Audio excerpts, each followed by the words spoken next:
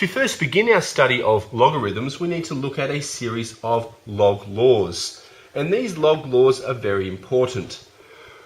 My first log law that I have is that if I have the log to the base a of b, and I'm adding that to the log to the base a of c, my bases are the same. I have a different coefficient or numeral in there. So what I do is I'd have log to the base a of b times c. Now the important thing to note is that an equal sign goes both ways. So your log law can run this way, or your log law can go back the other way.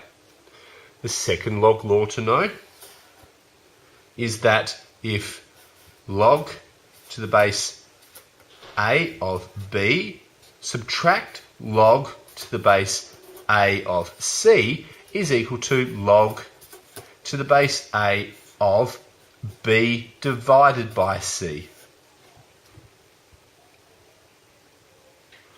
Third log rule is that the log to the base a of b to the power of n.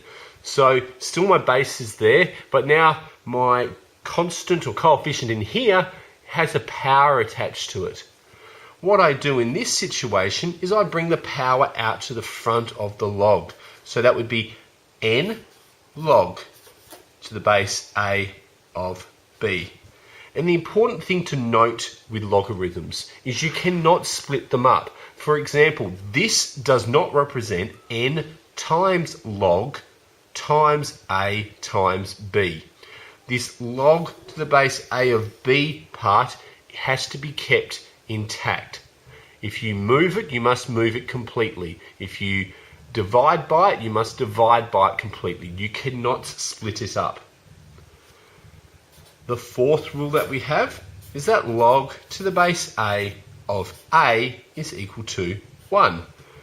Well, this should be very self-explanatory, because if I remembered my original conversion from indice form to log form, if I had log to the base a of a is equal to 1, that represents